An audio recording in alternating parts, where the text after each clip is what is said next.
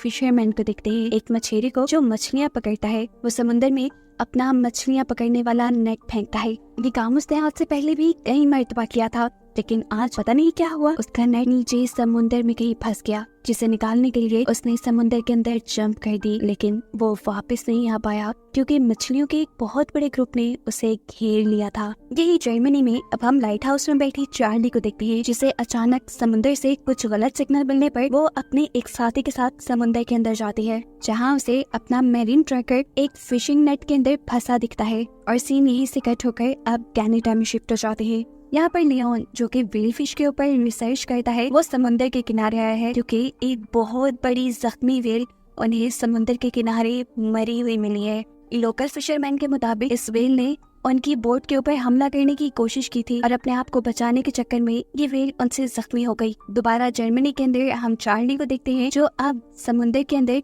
एक नया marine tracker लगा रही है ताकि वहाँ रहने वाले सभी जानवरों के ऊपर वो नजर रखे और उनके बारे में जानकारी हासिल कर सके। यहाँ कनाडा में लियोन व्हेल्स के एबनॉर्मल बिहेवियर को ट्रेस करता है और इसके बारे में अपनी दोस्त को भी बताता है, जो कि टूरिस्ट को समुद्र की सैर करवाती थी और व्हेल्स दिखाती थी। लेकिन अब देर हो चुकी थी, वो टूरिस्ट वाली बोट समुद्र के दरमियान ले जा चुकी थी। लियोन भी अपनी बोट लेकर समुद्र के दरमियान जाता है और दो व्हेल्स को नोटिस करता है। सारे टूरिस्ट भी उनके सामने मौजूद व्हेल की जंप्स को एंजॉय कर रहे थे, लेकिन अगले ही पल उस व्हेल ने अजीबोगरीब तरीके से उस बोट के ऊपर ऐसा हिट किया कि वो दो हिस्सों में टूट गई और सभी टूरिस्ट पानी के अंदर चले गए। लियोन, जो इन लोगों को इस बारे में पहले से ही इन्फॉर्म करना चाहता था, वो तेजी से इन लोगों की तरफ बढ़ता है और इन्हें रेस्क्यू करने लग जाता है, लेकिन इस सब में वो अपनी दोस्त को नहीं बचा पाया। सीन यहीं से कट होकर एक फ्रेंच रेस्टोरेंट पे शिफ्ट होते हैं, जहाँ पर सी फूड को बनाया जा रहा था। एक शेफ बहुत ही महारत से एक क्रैब को काटने की कोशिश करता है, तभी उसके अंदर से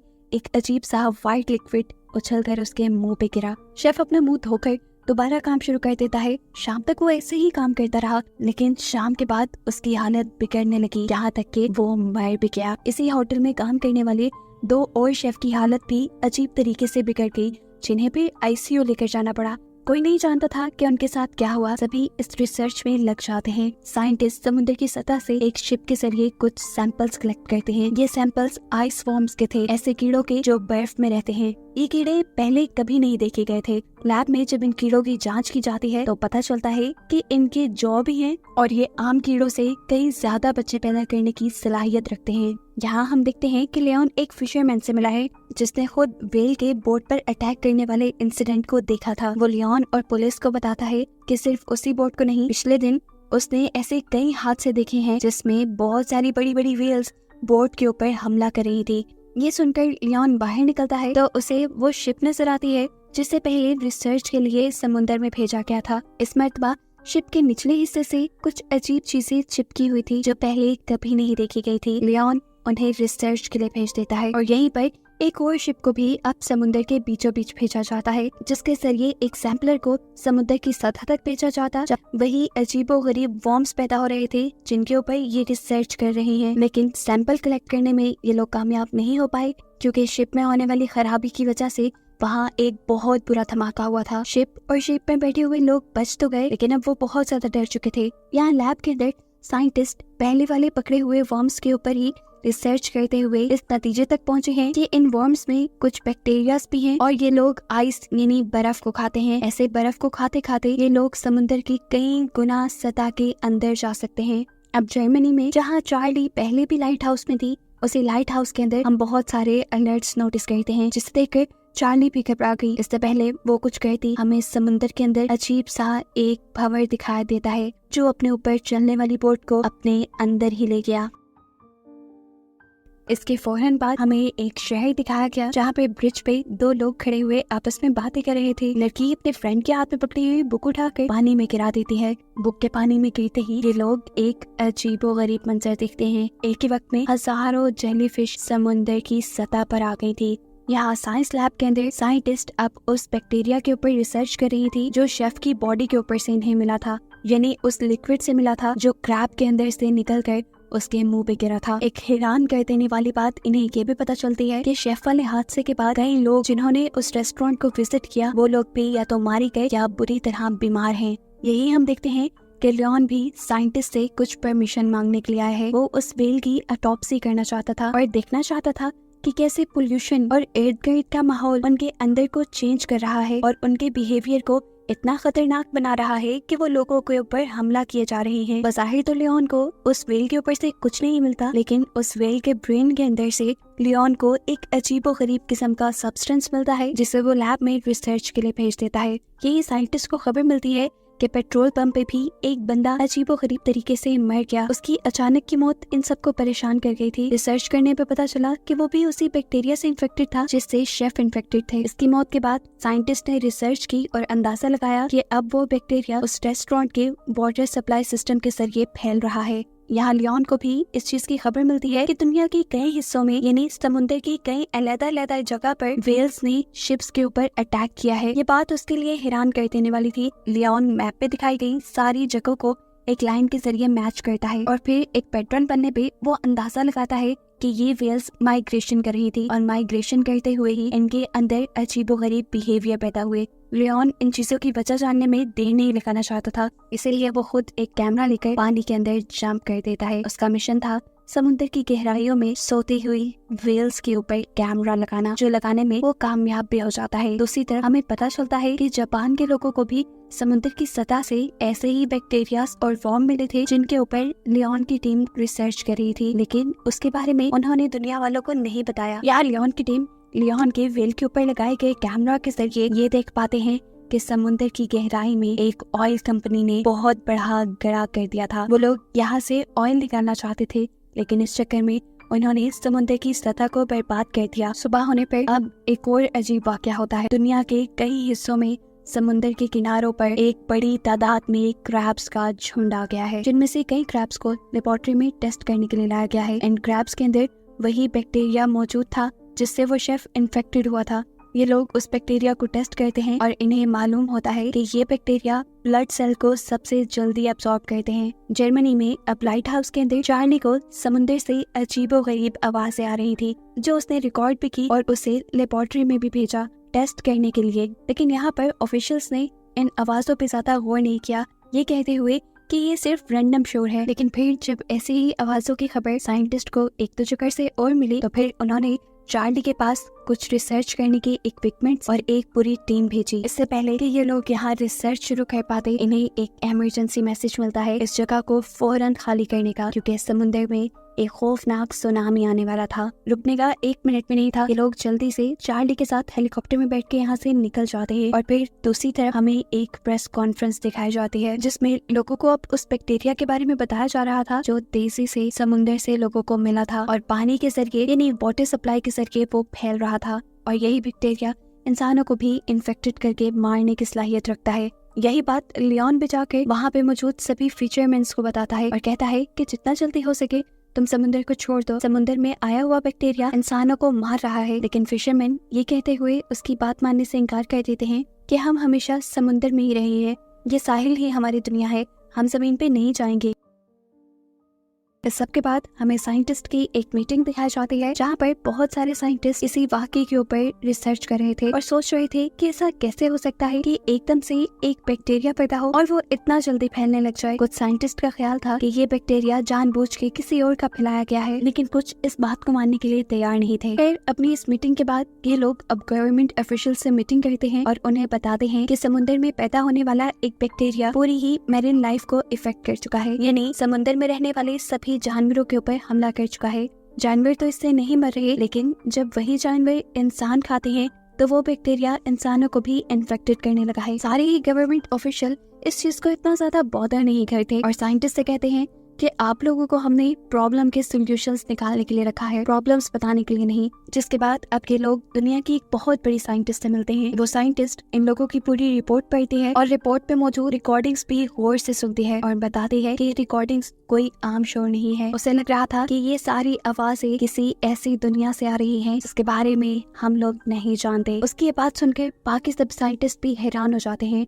तब वो साइंटिस्ट बताती है कि अंटार्कटिका में मेरी अपनी ही टीम ने ऐसे ही कुछ सिग्नल्स को कैप्चर किया था। इस साइंटिस्ट के अलावा एक जापानीज ऑफिशियल भी इन लोगों की ये रिपोर्ट ध्यान से पढ़ता है और उसे भी ये सब जानने के बाद लग रहा था कि वो आवाजें कोई आम आवाजें नहीं है, बल्कि दुनिया पे आने वाले एक बहुत बड़े खतरे का अलार्म है। वो सब लोगों को ये बताता है कि साइंटिस्ट का ये एक्सपेरिमेंट दुनिया को एक बहुत बड़े खतरे से बचा सकता है। यहाँ पर सभी साइंटिस्ट बैठे हुए मीटिंग कर रहे थे और ये डिस्कस कर रहे थे कि आखिर इन आवाजों का अंजाम क्या हो सकता है, इनके ऊपर कौन से खतरे आ सकते हैं और उनसे बचा कैसे जा सकता है। अब साइंटिस्ट को जो कुछ भी करना था वो आर्कटिक ओशन पे जाकर करना था, इसीलिए सब अपने घर वालों से आखिरी बार मिलते हैं और अपना सफर शुरू कर देते हैं। साइंटिस्ट की कैलकुलेशन के मुताबिक सबसे ज्यादा बैक्टीरिया एंटार्कटिका की एक वैली में है और ये भी हो सकता है कि शायद ये सारे ऑर्गेनिजम्स और ये सारे बैक्टीरिया वहाँ पे हजारों साल पहले से ही रह रहे हों और बर्फ में जमे हुए हो, ऐसे किसी को उनके बारे में पता न चला हो। ये लोग सफर पे निकल चुके थे, सभी एक शिप पे थे और सभी अपनी ड्यूटी अच्छे से कर रहे थे। एक रिपोर्टर भी इनकी शिप पे मौजूद थी जो हर किसी का एक छोटा छोटा इंटरव्यू ले रही थी। एकदम से शिप किसी ऐसी जगह से गुजरती है कि शिप के अंदर के सारे सिग्नल्स 1 मिनट के लिए इंटरप्ट हो जाते हैं और ऐसा होते ही सारे साइंटिस्ट अलर्ट हो जाते हैं। ये जानते थे कि अब इन्हें एक ऐसा सिग्नल मिलने वाला है जो हो सकता है उसी मिस्टीरियस ऑर्गेनिज्म ने भेजा हो जिस पे रिसर्च करना चाहते हैं। इन्हें फाइनली समुद्र की सतह से कुछ सिग्नल्स भी रिसीव हो जाते हैं जिसके अंदर साइंटिस्ट एक बच्चे के रोने की रिकॉर्डिंग लगाकर उन्हीं सिग्नल्स को जमीन की सतह के अंदर वापस भेजते हैं। ये करने का मकसद उनका सिर्फ ये जानना था कि अगर समुद्र की सतह में कोई ऐसी स्पीशी रह रही है जो उनसे बात करना चाह रही है या वहाँ पर कोई दूसरी दुनिया बसती है तो वहाँ के लोग उनसे कम्युनिकेट कर पाए, बात कर पाए। खाली सिग्नल्स पर ये लोग डिपेंड नहीं कर सकते थे। चार्ली और इनका एक और कलीग एक वाटर कैप्सूल में बैठकर समुद्र की सतह पर हर चीज चेक करने के लिए जाते हैं। वहाँ जाते ही इनके साथ अजीब होता है, इनके कनेक्शन बोर्ड से खत्म होने लगते हैं, इनका ऑक्सीजन का लेवल बहुत ज्यादा गिर जाता है और इनके कैप्सूल के अंदर भी अजीबोगरीब फंक्शनिंग शुरू हो जाती है। चार्ली के साथ ही पोलन इस कैप्सूल को वापस ऊपर ले जाने की कोशिश करता है, लेकिन चार्ली ऐसा नहीं चाहती थी। वो अपने कैप्सूल की लाइट्स बंद कर देती है और उसे यहाँ पर कुछ चमकता हुआ दिखाई देता है, जिसके बाद ये लोग अपने कैप्सूल को लेकर वापस बोर्ड की तरफ आ जाते हैं। बोर्ड के नीचे एक छोटा सा कंपार्टमेंट खुलता है और कैप्सूल इनकी बोर्ड के अंदर आ जाता है। जहाँ जाने पर अब सब लोग उनसे पूछते हैं कि नीचे आप लोगों ने क्या देखा। चार्ली का साथी बताता है कि उसने नीचे कुछ नहीं देखा, जबकि चार्ली कह रही थी कि उसने नीचे बहुत सी चमकती हुई रोशनी देखी है। अभी ये लोग ये बातें ही कर रहे थे कि इतनी ही देर में इनको समुद्र की गहराई से और सिग्नल्स रिसीव होते हैं जो बच्चे के रोने वाली आवाजों का जवाब था। यानी साफ जाहिर था कि नीचे अगर कोई क्रिएचर या स्पीशी है वो उनसे बात करने लगी है। वापस आने वाले सिग्नल भी बच्चे के रोने की आवाजों के ही थे, लेकिन उनके अंदर बहुत सारी चेंजेस थे और साइंटिस्ट के मुताबिक इसका मतलब है कि वो बैक्टीरिया इंसानों को समझ पा रहे हैं और उन्होंने ही ऑल्टर करके, इन्हें तब्दील करके ये मैसेज, ये सिग्नल उन तक पहुंचाया है। अब शिप के अंदर बने हुए ही पूल के अंदर का सीन दिखाया जाता है जिसके पास चार्ली का वाटर कैप्सूल भी रखा था। यहीं पर वो जर्नलिस्ट भी थी और इधर की सारी चीजों को रिकॉर्ड कर रही थी। एकदम से उसे पूल के अंदर बहुत सी रोशनियां दिखाई देती हैं और फिर वो पूल के अंदर ही गिर जाती है। जैसे ही साइंटिस्ट ये चीज देखते हैं तो वो फौरन इस लड़की को रेस्क्यू करते हैं और फिर टेस्ट करने में पता चलता है कि वो लड़की भी उसी बैक्टीरिया से इन्फेक्टेड हो गई है। और जब ये हुआ था तब एक और मर्तबा शिप के सभी सिग्नल्स इंटरप्ट हो गए थे। इन सारे सिग्नल्स इंटरप्शन के बाद उन्हें दोबारा समुद्र के अंदर रहने वाले उन स्पीशीज, उन बैक्टीरियाज की तरफ से एक मैसेज रिसीव हुआ था और साइंटिस्ट के मुताबिक इस मर्तबा ये मैसेज समुद्र की गहराई से नहीं बल्कि उनकी शिप के अंदर से उन्हें रिसीव हुआ है। यहाँ साइंटिस्ट भी जर्नलिस्ट लड़की के इलाज में लगे हुए थे, जहाँ वो लोग अब उस लड़की के स्पाइनल कॉर्ड का फ्लूइड निकालते हैं और उसे टेस्ट करते हैं। टेस्ट करने पर उन्हें पता चलता है कि उसके स्पाइनल कॉर्ड का फ्लूइड बिल्कुल वैसा ही हो गया है जैसा फ्लूइड समुद्र में रहने वाले जानवरों के अंदर पाया जाने लगा था। साफ मतलब था कि उन बैक्टीरिया ने बहुत जल्दी उसके स्पाइनल कॉर्ड के फ्लूइड को बदल दिया। डॉक्टर की ये बात सुनते ही अब चार्ली भी उन्हें सच बता देती है कि जिस वाटर कैप्सूल के जरिए ये समुद्र के नीचे गहराइयों में गए थे उस वाटर कैप्सूल के ऊपर उसे बहुत सी रोशनी नजर आई थी और हो सकता है ये वही बैक्टीरियाज हों जो उन्हीं के वाटर कैप्सूल के जरिए उनकी शिप में आ गए हों, जिसके बारे में चार्ली का साथ ही इंकार कर रहा था। इस टाइम अब इन्हें समुद्र की सतह से एक और सिग्नल रिसीव होता है। ये एक ऑडियो फुटेज थी जिसमें समुद्र के एक बहुत बड़े हिस्से को दिखाया जा रहा था और कुछ इंसानों को दिखाया जा रहा था। जब सब लोग उन सिग्नल्स को देखने में लगे हुए थे, चार्ली पूल के पास खड़ी थी, जिस पूल के अंदर अब बहुत सारी लाइट्स चार्ली को देखने को मिल रही थी और वो सभी लाइट्स मिलकर अजीबोगरीब शेप्स बन रही थी। यहाँ पर अब वो जापानीज ऑफिशियल जिन्होंने इन लोगों को इस रिसर्च की परमिशन दी थी वो भी हेलीकॉप्टर के जरिए इनकी बोट पे आते हैं, जहाँ वो साइंटिस्ट का सारा किया हुआ वर्क देखते हैं और इस सारे मामले को समझने की कोशिश करते हैं। साइंटिस्ट ने हर चीज के रिजल्ट को फाइंड करते हुए एक थ्योरी बनाई थी, जिसके मुताबिक जमीन के नीचे रहने वाले वो सारे बैक्टीरियाज असल में एक कम्युनिटी है, किसी किस्म की स्पीशी है वो, जो इंसानों से भी हजारों साल पहले से यहाँ समुंदर की सतह में रह रही है। और वो लोग नहीं चाहते कि समुंदर में पोल्यूशन फैलाकर इस समुंदर को खराब किया जाए। उनका समुंदर के अंदर ये सारे बैक्टीरियाज फैलाने का मकसद सिर्फ यही है कि इंसान समुंदर को छोड़कर जरा दूर हो जाए और इस समुंदर को उनके लिए खाली कर दे, इसमें पोल्यूशन ना फैलाए। लेकिन ये कैसे मुमकिन था कि इंसान अपने सारे वाटर रिसोर्सेज को किसी दूसरी स्पीशी के हवाले कर देते। जापानीज प्रेसिडेंट भी इन लोगों से वो सवाल करता है, तब साइंटिस्ट जवाब देते हैं कि वो स्पीशी काफी टाइम से हमारे सिग्नल्स को आंसर कर रही है। मतलब फैलाने का मकसद सिर्फ यही है कि इंसान समुद्र को छोड़कर जरा दूर हो जाए और इस समुद्र को उनके लिए खाली कर दे, इसमें पोल्यूशन ना फैलाए। लेकिन ये कैसे मुमकिन था कि इंसान अपने सारे वाटर रिसोर्सेज को किसी दूसरी स्पीशी के हवाले कर देते। जापानीज प्रेसिडेंट भी इन लोगों से वो सवाल करता है, तब साइंटिस्ट जवाब देते हैं कि वो स्पीशी काफी टाइम से हमारे सिग्नल्स को आंसर कर रही है। मतलब वो हमसे बात करना चाहती है और हमारी बात को समझना चाहती है। ये मुमकिन है कि हम उनके साथ कोई ना कोई मुआहिदा कर लें, यानी सारे मसलों का हल निकाल के जरिए इन बैक्टीरियाज को मारा जा सकता है। ये लोग ये केमिकल पूरे समुंदर में भी डाल सकते थे, लेकिन इनका हेड साइंटिस्ट ऐसा करने से मना कर देता है। समुंदर में डालना तो इस केमिकल को दूर की बात, वो इस केमिकल को शिप के पूल में डालने के हक में भी नहीं था। लेकिन फिर ज्यादा लोग ये फैसला करते हैं कि वो ये एक्सपेरिमेंट करके देखेंगे। सभी लोग शिप के पूल के पास खड़े हो जाते हैं और फिर उस केमिकल को उस पूल के अंदर डाला जाता है। देखते ही देखते वहाँ पानी में एक अजीब सा उभार आ जाता है। एक जोरदार चीख इन सबको सुनाई देती है, जिसकी वजह से शिप के सभी कांच की चीजें टूट जाती हैं। शिप के सारे फंक्शंस काम करना बंद कर देते हैं, यहाँ तक कि मशीनरी भी। और ऐसे ये लोग समुंदर के अंदर फंस जाते हैं। ये लोग अब यहाँ से जल्द निकलना चाहते थे, लेकिन तभी इन्हें पता चला कि अजीब तरीके से इनके इर्द गिर्द मौजूद बर्फ बहुत तेजी से इनकी शिप के करीब आकर उसे कैप्चर कर रही है। बाहर निकलकर ये लोग देखते हैं तो इनकी शिप के नीचे ब्लू कलर की लाइट नजर आ रही थी, जो इनकी शिप को खींचकर किसी दूसरी जगह ले जा रही थी। शिप के कैप्टन घबरा कर शिप का इंजन ऑन करने की बात करते हैं, लेकिन इंजन अब ऑन नहीं हो रहा था। वो ये बात समझ गए थे कि पहले जब इंसानों ने पोल्यूशन फैलाया तब इन स्पीशीज ने पानी में इन्फेक्शन फैलाकर इन्हें सिर्फ वार्न किया था कि ऐसा उन्हें नहीं करना चाहिए। लेकिन अब जब जानबूझकर इन साइंटिस्ट ने उन स्पीशीज को मारने की कोशिश की थी, तो अब वो उनसे बदला लेने वाले थे। पानी में नजर आने वाला ये ग्लो वो स्पीशीज है जिन्हें इन साइंटिस्ट ने अर्क का नाम दिया था, जो अब शिप को इंसानों के कंट्रोल से बाहर करके कहीं दूर ले जा रही थी। यहाँ पर जापानीज प्रेसिडेंट हेड साइंटिस्ट से पूछते हैं क्या हम पूरे समुद्र के अंदर वो केमिकल क्यों नहीं डाल सकते कि ये स्पीशी अर्क मर जाए। तो ये साइंटिस्ट जवाब देते हैं कि अगर पूरी दुनिया की भी मैन्युफैक्चरिंग कंपनीज उस केमिकल को बनाने में लग जाए,